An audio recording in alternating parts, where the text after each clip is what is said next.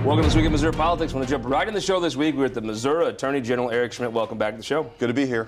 So it's been on the job 9 months now, close to 10? Well, beginning January 3rd. January 3rd? January 3rd. You've hit the ground running, staffed up, I guess? Yeah, we brought in a really good team. You know, I think we want the office to be known for professionalism and the rule of law. It's an office with a great tradition, right? The first, Edward Bates was Missouri's first Attorney General. He became Abraham Lincoln's Attorney General during the Civil War. You have names Can't beat that. Right, names like Danforth and Eagleton and Ashcroft, and of course the more recent names. So it's steeped in tradition. So we want to honor that by being really professional and supporting the rule of law. So we brought in some former assistant U.S. attorneys, just a really quality team, along with all the other great men and women who are already in that office. And so we want it to be the best law firm in the state of Missouri and the best Attorney General's office in the country. It's interesting, you know, Attorney General is the chief law enforcement officer of the state. It's something you generally would place with a Republican, that law and order message. Your office is one of the first Republican Attorney General's offices in, what, 20 years, 25? It is. It's the first term Republicans held this office in a generation. Really. And you brought a lot of Missourians over in your administration. That's something that's been interesting. Well, and if you think about it, there's a lot of people who want to serve. And you catch people at different points in their career. We've got our first class of 2019 people who have interned this summer who are going to be coming on. We want it to be a pipeline for really good, young, talented lawyers. But you also catch people at other points in their career where they want to give back to the state. And so, you know, we're recruiting all the time. We want it to be a place where people are proud to work. And I think that we're a long way in that direction. When you look across state government, how many people have been an assistant attorney general under Nixon, Coster, whoever? I mean, that is, you have a whole generation of people sprinkled throughout state government that have had that title. Yeah, and I actually visited with all the past attorneys general when I got before I got sworn in, and got a lot of good advice from a lot of people. So I think you know, if you have an appreciation and a humility about what your role is in that office, you can do some great things. Let's talk about something you started off doing, Safe Streets Initiative. I saw Representative David Gregory, rising star in the party, was standing there with you making that announcement. What does that mean for, let's just say, somebody in Arnold right now? Right, so look, my job is to be the lawyer for all 6 million Missourians, no matter their race, religion, creed. I represent everyone, and a really important duty is to make sure people feel safe. You look at the statistics in St. Louis, 180 plus murders last year, 360 plus carjackings last year. We can do better than that. So our office, and me in particular, wanted to be a part of the solution. And so we're doing something that hasn't been tried anywhere in the country, where state and federal prosecutors are literally working side by side. So we had 5 of our assistant attorney general deputized as assistant U.S. attorneys recently, which means they can prosecute these cases now in federal court. And where are they going to do it? Hayden's Rectangle in North City, downtown, and in South City. So it'll be very focused, very strategic. They'll be prosecuted in federal court, where sometimes the penalties are a little stiffer. But we know those prosecutors will be working for carjackings, homicides, the most serious violent crimes. And so it's our way of contributing to a solution here. And that's not it. I mean, we're prosecuting, but we're also working on the front end. We're partnering with Better Family Life. They've got an initiative for de-escalation, also tearing down abandoned buildings. I did a ride-along with the chief of police recently through some of the most challenged neighborhoods in the city. There's a new initiative, right? Jack Dorsey's come in, one of the founders of Twitter, and is going to try to tear down some of these structures. There's a lot of momentum right now on that front, because what we know is that if you live in an area where there's abandoned buildings, the crime rate is double. And there's a real human toll, Scott. I mean, you literally have little kids who are being shot on their front lawn, and mothers and fathers who are lost forever. We got to do better than this. We shouldn't accept this. We should be outraged by it, and so we want to make a difference. So coming out of Better Together, there was a lot of opposition to Better Together, some support, and when the initiative failed, it's like a lot of folks just went silent. They were criticizing this idea, but they didn't really have an idea. It's interesting to see there are some folks that see St. Louis as a priority and see improving it. Not only improves St. Louis, improves the rest of the state. Yeah, and we're doing this not only just in St. Louis. I mean, the sad reality is that Missouri has 3 of the top 15 cities in the per capita violent crime rate: St. Louis, Kansas City, and Springfield. And so that, again, added a sense of urgency to the Safer Streets Initiative. It's not just in St. Louis. We're also doing it in Kansas City and in Springfield. And what we want to do is really crack down on violent crime. I mean, grandfathers should not be worried that they're going to get carjacked in a neighborhood they grew up in. So, if you're my buddy Paul Ipock down from Webster County, right? It matters if you feel safe to come to St. Louis, because whether any of us like it or not, Vince Lampe in Butler County, he doesn't pave roads, and there's no health department without St. Louis contributing the money that funds all that for the rest of the state. a safety problem in St. Louis really is one of the true things that matters to everyone in the state. Well, we thought it was important to dedicate those resources to where we need to do it. But I will also say that we have prosecutors, and I'm really proud of the prosecutors in our office, that go in and assist a lot of these local prosecutors in rural counties too, because we get asked to come in all the time on murder cases or capital cases, and we really have a great partnership with those prosecutors all across the state. But when you see these crime rates at epidemic levels, it's time to do something about it. Let's talk about something else that's an epidemic in rural Missouri. It's the opioid crisis. You've had a major lawsuit.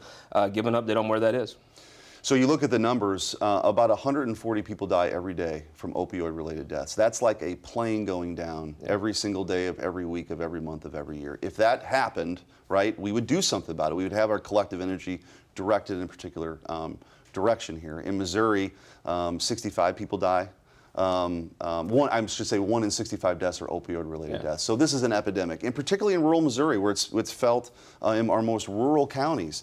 And so we have a lawsuit against the opioid manufacturers right now that's pending, and essentially the claim is that they misrepresented the addictive qualities of these drugs. And so we've got that lawsuit pending.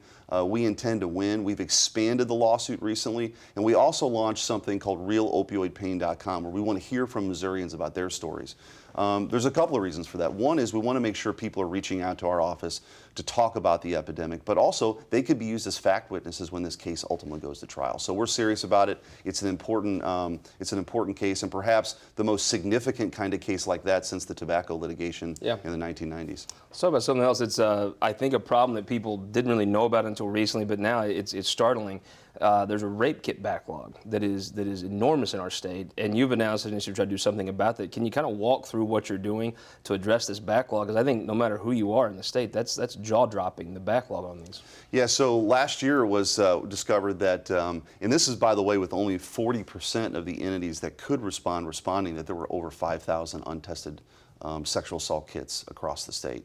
And that's unacceptable. And so we received a federal grant earlier this year and launched our Safe Kit initiative, where we're going to do three things. One is get an inventory of the backlog and all the untested kits across the state. That's really important to understand the gravity of the issue and also to know where they're all at. And so we're pretty far along in that sort of phase one. We've worked and gotten responses from over 85% of the hospitals across the state, about half the law enforcement agencies, and we're working towards making sure we have that full inventory. The second phase then is to get a tracking system for law enforcement, for victims to be able to know where they're at in the process, which I think can be empowering. The third piece of that is the actual testing. All these 5,000 could be connected, right? Yeah, and by the way, it's probably more than 5,000, right? Because that's a really conservative number. And then the testing that needs to take place, and then ultimately the prosecution to make sure people are brought to justice. Look, the reality is we want to honor the courage of the victims who come forward by making sure they know that there's not going to be a sexual assault kit sitting on a shelf never being tested. And so it's a priority for office. It's an initiative we launched right away, and we're serious about it. You mentioned the word conservative. When you say that, I think of a bill you authored called SB 5. It limited how much government can just be a parasite. Local governments can just parasite off their citizens. There's been some legislative efforts to try to weaken that law, and probably some court challenges too. I wonder if you were a mayor that was totally leeching off your citizens, you probably didn't like to see you go to the Attorney General's office, right? What a good day. Well, I'm serious about it. As you know, there are just way too many cities for a long time that have been way too reliant on traffic tickets and fines to fund their bloated budgets. And so anyways, SB 5 was a landmark reform. I mean, across the country, it's actually a model. There have been other states and cities that are reaching out to say, what did you guys do there? And I think in the long run, it's make sure, there's a trust between people and their court system. And so now as Attorney General, I get to enforce that law. And we had a whistleblower come forward in the city of Diamond earlier this year. A police officer come forward and say, we're being told to write more tickets, RFN on the whiteboard, and we actually had that in a pleading. But we need $5,000 right now. And this is the kind of abuse that we want to take on. And so we sued the city of Diamond. We've gotten a positive resolution from that. And we're going to continue to be very watchful to make sure there aren't municipalities and cities across the state abusing their citizens and treating them like ATMs. So campaign season is kicking up. You see Democrats having debates for the presidency. It looks like you have the top of the ticket, the governor and the Democrat opponent announced. You thought about when you're going to announce re-election, or if you are? I'm really focused on the job right now. I mean, there'll be plenty of time for all that, but I love this job. We've got a great team. There's a lot of great things to do. So I think you treat first things first and make sure I do a good job as Attorney General. I saw in Jefferson City you had a couple helpers this week. I saw walking down the sidewalk going to Subway were you and your 2 daughters. Were they keeping an eye on things? They were very valuable helping out. They had make sure they had an agenda that they wanted me to take care of, and making sure we got to Central Dairy was part of that agenda. I assume that happened? Oh yeah, it happened. Yes. Before we go, how about those, as we tape this show on Friday, those first place St. Louis Cardinals? I mean, they look good, right? Goldschmidt at the middle of the order now. Looks good. I know a guy that called that, actually. Yeah, right. Goldschmidt. Tommy Edman has provided a boost. The bullpen has been just phenomenal. And so I think they look good, right? And they're on a run now. The Central's going to be competitive. But I think, they may be looking for a starting pitcher at the deadline. We'll see. But the lineup is kind of fallen into place. And by the way, this is all being done without Ozuna and without Carpenter. Molina, yeah, without Molina. How many times have we seen this guy come in, maybe the last couple years of his career, light it up in baseball heaven, and kind of be that Woody Williams guy that comes in and is just a dominator? Jeff Weaver come in and had the last gasp. But before you go there, speaking of Busch Stadium, tomorrow night, Monday night, there's going to be an Illinois versus Missouri softball game at Busch. Missouri did well last year. I hear rumors you may be playing. Oh, I'm playing. Yeah. I'm going to be there. I'm going to be there, and we're going to win again. I mean, we're not. Like Ricky Bobby said, you're the first or your last, right? And we're going to make sure we're going to win. I guess your move, Illinois Attorney General, top that quote. That's right. Well, thank you for joining us on This Week in Missouri Politics. Hope you'll come back and some of these initiatives come closer to fruition and give us an update. Thanks.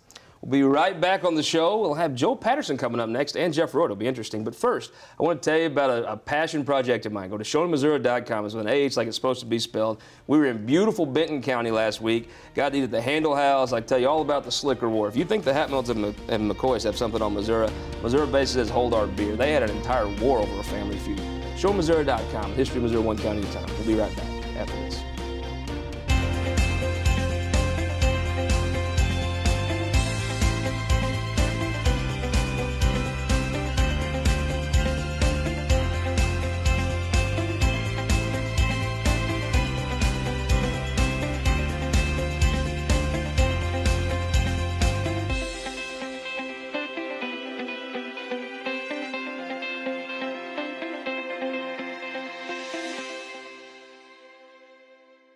All across Missouri, our new car and truck dealers are building strong local economies. When you buy a car or truck in Missouri, you're helping to support over 20,000 Missouri families who rely on the auto industry for good-paying local jobs. You're also helping fund our communities, schools, first responders, and our roads, because dealers generate millions of dollars in tax revenue. Missouri's automobile dealers have been the foundation of our communities for generations and for generations to come.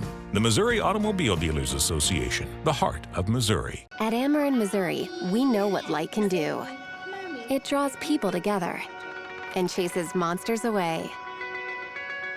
And if you shine it in the right direction, it will light the path for the next generation, showing them what their tomorrow could look like, and spotlighting the possibilities that lay in front of them. Investing in our community by lighting the way forward. That's energy at work. Ameren, Missouri. Welcome back to Week in Missouri Politics, Opinion Maker Panel Time, joined by Joe Patterson, St. Louis County Police Officers Association. Police Association, right? Police Association, yes, sir. Thanks for coming back. Thanks Casey Weed, Pride of Bonne Terre, runs HRCC. Welcome back to the show. Thanks for having me. Representative Donna Baringer, South St. Louis City. Welcome back. Thank you for having me. And Television Zone Jeff Roorda. I'd list your accomplishments. We only have about 15 minutes. Hit and clean up in the batting order here. A person you know very well just sat in that chair, Eric Schmitt, the Attorney General. 9 months on the job. How's he been doing? I give him a B plus, maybe an A minus. I mean, he's doing a great job. I know I'm a Democrat. I'm not supposed to say good things about a person from the other party, but when it comes to law and order, he and I are precisely aligned. So you got the Safe Streets Initiative. Mm-hmm. I don't think many people in the rest of the state knew carjackings were an issue. Right. Well, I mean, it's an epidemic in St. Louis, and we don't have a circuit attorney. I mean, she's busy committing crimes. So if Eric wasn't stepping up, and if the United States Attorney's Office wasn't stepping up, I mean, we'd have 600 more gun criminals and hundreds of more carjackers on the street. I mean, they're the only ones interested in keeping St. Louis safe. I met someone you know very well, Eric Schmitt, seems to hit the ground running. Something that I keyed on early on, he had this thing about this rape kit backlog. You hear that exists in New York or Los Angeles, but exists here in Missouri. To me, that's an interesting problem he's taken on. I appreciate him taking it on, because this is not something that you want to take lightly, that you're letting these back up. You do not want to backlog on rape kits. He has came in a lot of, I think maybe changed them around the office, brought in some Missourians. It does seem to be going particularly well. Plus, I think it's interesting. You've had 25 years of Democrats in the AG's office, and that tends to matter on stuff like abortion, maybe even gun control at times. He is a Republican who's now bringing in a whole generation of young lawyers and making them assistant attorney generals. I think you're going to see that carry on, just like with Governor Nixon. Yeah, absolutely. I think he's doing a great job. Joe Patterson, the rape kit thing, that is something that really hit home to me when he started announcing that this backlog and how he's addressing it. I would assume you have 5,000 untested kits. You probably connect some of those, right? You possibly so, and I think what General Schmitt said was correct, is that that's a conservative number. He only had 40% of the departments participated in that. So I think with that additional oversight from him and making sure that our police officers and detectives and crime labs and investigators are following up on this, as he said, as brave victims come forward, they have a right to justice like everybody else. It's a very important issue. And the safe streets thing. I think people have a hard time. If you're from Reynolds County, you don't quite, a carjacking is something you see on television. It's not something you actually think happens in real life. That's a real life thing for St. Louisans. It's a real life thing. As a matter of fact, I just got a phone call from 2 police officers this morning. There was a fatal carjacking that occurred last night at 1 a.m. and they pursued the car and finally caught the suspect at 6 a.m. this morning. So that's just another one this morning while we're taping this show. It is an epidemic, and we sometimes forget that our most violent areas tend to be our most populated areas. So rural Missouri kind of misses out on that, thankfully. But we don't have very strong prosecutors in our most populous areas in St. Louis especially, and it is very important, like Jeff said, to have a strong Attorney General working with the United States Attorney's Office to prosecute these violent criminals. Because with the backlog, though, of the rape kits or something that's interesting, this is a national problem that I think the Attorney General here is taking a leading role in. Yeah, absolutely. I'm thrilled to see him do that. It shows that he's protecting the most vulnerable people of the state. It's pretty difficult to come forward and say, hey, I've been a victim of a sexual assault crime, and then to do that and be tested and know that that kid is just sitting on the shelf for years can be pretty disheartening. And it might just discourage other people from coming forward, right? If they see nothing happens with someone else. I mean, the apparent apathy of not testing these kits is crushing for victims. I wanted to touch on the carjackings. And the reason they've gone up so much is because in the old days, because I'm a city resident, they would just come down our streets at night, break into the cars, and steal the car. But because of technology on cars, we now have key fobs. And so in order for them to take our cars now, they have to get our key fob. In order to get our key fob, they have to come after us. So what we're finding is that they carjack, and they also will beat you up because they don't want you to identify them in court. So that's why the carjackings have jumped up, and so has the violence within those carjackings. And Scott, Donna's 100% hit that nail right on the head. Oftentimes as law enforcement, Jeff and I have spent decades in law enforcement. Sometimes we're behind the 8 ball on this, and so as technology progresses, you don't really see what the butterfly effect is. It is easier for everybody to have just a coded key chip and just hit the button on the car and start it, but now I got to knock you upside the head and take that key to get the car to go. Mm-hmm. Interesting thing, it's been a long time since the Republican Attorney General. Josh Hawley was there for 2 years now, Eric Schmitt. It matters. If you're going to defend pro-life laws the legislature passed, it probably matters that you're a pro-life Attorney General, probably maybe never had an Attorney General with a pro-life record he has. Yeah, absolutely. I think the legislature is enjoying having a pro-life Attorney General in office. Now, I know that might not be smart, but Jeff Roorda, you have a cattle farm in Jefferson County, the oldest one west of the Mississippi. The CAFO law that was passed this year, it's an interesting dynamic. You're a influential Jefferson County television personality. I'm just a simple hillbilly from West Butler County. But it has, for a long time, it seems like when these laws get passed, they go to the courts. Judges that may or may not have ever actually put a cow in a cow gate say these things are wrong. I just think for a long time you've had a scenario where you've had kind of the Birkenstock on the throat of the Missouri farmer. Maybe you're going to see the boot put on the EPA and some of these regulators now. That'd be nice. Here, in my 8 years in the legislature, I was only interested in sticking up for family farms. These corporate farms that jam animals into inhumane conditions and create all kinds of waste. Need to be regulated, and I think we need to disambiguate regulations on family farms who are important contributors to our economy, and these corporate farms who are fouling our state. So the difference would be they're a member of the Missouri Farm Bureau, right? I wasn't always their favorite person. Donna Baringer, there was a news story this week. Talked about the Medicaid rolls decreasing. The head of the Medicaid advisory panel, Tim McBride, left that position. Crystal Quaid really stepped up. I remember it reminded me I guess about 7 or 8 months ago, Crystal Quaid stepped up and said, there's a problem in the Department of Revenue. The director needs to go. Well, it wasn't long until the rest of the state was agreeing with her. Now, not all Republicans wanted to credit her with it, but everyone else followed in line shortly thereafter. She stepped up and sounded the alarm on this Medicaid decrease in enrollment. What is actually happening? So I just need to make sure people know that when we talk about Medicaid, we're talking about people who are pregnant women, we're talking about children, we're talking about disabled people, and we're talking about very low income. And so this is their health care, their access to health care in the state of Missouri. And so 18 months ago, the red flags were going up about this system wasn't working because we were starting to see rolls, people dropping. And people were saying, oh, it's because we have a great economy, people found jobs, it's okay. But what we realized was that we've brought in this new IT system. It's an outside private vendor, and that outside private vendor, I'm sure, number one, didn't know where to start with the state government, and number two, didn't realize that people's lives are on the line. So then what recently happened was that the committee said, here are the issues. We're not finding new addresses to get them re-enrolled. We're losing track of them. We're not sure the system is actually working. And so then that person has been removed, and now we know that we know 90,000, but 23,000 children are now having difficulty getting health care because they are off the rolls. And these are not 23,000 new, these were 23,000 that were on it and then were taken off. And so you have to say to yourself, okay, I can't, in my wildest dreams, imagine not having health care for 23,000 children, because we know if you give them health care when they're young, if they're prenatal vitamins, that helps in the long run for better health overall for our state. Could it be that it's not just the IT system, it is partly the economy, it's a mixture of all these things? Yeah, I think the economy should certainly get some credit for that. If more people are working, they have solid jobs, they have insurance, they have benefits. And I know Crystal Quaid kind of brought this to the forefront, but Speaker Haar has been monitoring the situation for months now. He put together an investigation, and we have a medical doctor and a former hospital administrator leading that investigation to make sure that the state's laws are being followed. There's also a thing, I think that some folks weren't that familiar with Randall Williams till recently, but his stock has really shot up inside state government and the administration, even I think in the governor's staff in the last few months. I wonder if this is an emergency problem or is it a problem to monitor?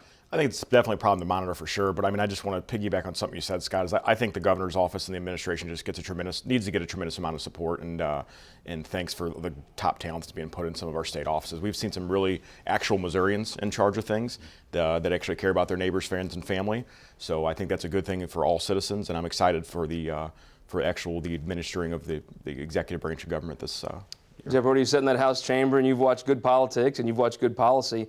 Are we seeing bad policy and good politics, or a mixture of the two? Which one? I think with these extreme majorities and with the era of partisan rancor that we're in, we see less and less good politics. The moderates like me, the John McCain's of the world have become dinosaurs, and they were the ones that made deals get across the line. Mm-hmm. Eric Schmitt was one of those guys, and that is a dying breed, and that's unfortunate for people on both sides of the aisle. Prediction, when they get to the bottom of this, is this an IT problem or a good economy? It's not a good economy. These are people who are left behind, and they're left behind by bureaucrats. I guess you're going to say it's the administration's fault, right? The system. No, what I will say is the state of Missouri needs $70 million to do an integrated IT system so that every department can talk to every department, and then we don't need to outsource, and we can keep tabs on ourselves. Well, maybe the economy will be so good you'll have that $70 million. There you go. Joe Patterson, speaking of bringing money to the state, you talk about the first family of the state of Missouri. It's the Blunt family. There was a bill came to the Senate to address some infrastructure needs. It was clearly flawed. It really made Roy Blunt's job very hard. And while some folks want to talk about social issues or whatever, Roy Blunt's actually building a bridge the whole state needs. Yeah, I don't think any Missourian can deny the fact that we have critical infrastructure needs at the moment in the state. Funding issues are down. With the gas tax failed, was not very popular. At the end of the day, we got to repave these roads and bridges and rebuild them. Well, we don't need a bridge collapse. We don't need anybody to get hurt. So I want to give Senator Blunt a huge amount of credit for bringing that critical piece of funding to the state of Missouri. Help keep all Missourians safe. We all use the roads, even if you don't drive. The clothes you wear, the food you eat, everything comes across our roads and bridges. Missouri has a history of very influential senators. Thomas Hart Benton, the name Symington. You go throughout the history of the state, even to Bond. It would be very hard to fill Kit Bond's shoes. Roy Blunt seems to be a name that's kind of on that Mount Rushmore of Missourians, and this is more proof of that. Yeah, absolutely. He's showing that he can actually get things done. He announced in April that he was seeking funding for this project, and then in July he said, "Look, we've got this. We're going to make it happen." With a very flawed piece of state legislation to deal with. Right. You have to say, I mean, I think that you're a professional. Your time on the Board of Aldermen, Roy Blunt is what a senator should be, right? Oh, I work very well with Senator Blunt, but I do have to tell you, when I was driving down River to Pear yesterday and we were pulling 2 more cars out of River to Pear, and we average, at least 2 or 3 cars every 6 months that fly into River to Pear because the road is so dangerous. No, there's no planes, curbing. That's cars, right? It hydroplanes, yeah. So I'm just trying to say, I was so happy to see what we did for Roachport that my next phone call would be to Senator Blunt. Well, you can't go wrong. I mean, you're a professional. You've been a professional public servant. Roy Blunt is who you'd want to see in the state Senate or the United States Senate. Yeah, he's a guy that gets things done. And after Ted Stevens' Bridge to Nowhere, U.S. senators were afraid to deliver the bacon back to their district. And Roy understands there's a difference between dumping money into a useless project and really delivering for your state, and he did with Roachport. You go back in the history, very, very, very few people could have filled Kit Bond's shoes for the state, and Roy Blunt seems to have taken that mantle up as if anybody could have made a gentleman's shot at it. He has. Yeah, he is very much of the Kit Bond school. Yeah. With a minute left, who won the week? I got to say body bag manufacturers. I mean, the bodies continue to stack up in St. Louis. I seem to be the only one sounding the alarm about it. Very few people seem to be interested in addressing this deadly crisis. First time we ever had body bag manufacturers win the week. Well, on that note, for public safety, Jack Dorsey for donating the money to help us tear down vacant buildings. Who won the week? I'm going to say Attorney General Eric Schmitt. Not only are his Cardinals winning, but he's also winning because he just celebrated his 20th wedding anniversary to his wonderful wife, Jamie. Who won the week? I'm going to pack on what we just talked about. Senator Roy Blunt delivering a critical piece of funding to our state and delivering on what he said he's going to do. I'm going to say we talk about swing district, about effective politics. We'll say Ann Wagner. When you're so good in a swing district that no one wants to run against you, I think you won the week. We hope you'll win the week by joining us next week on This Week in Missouri Politics.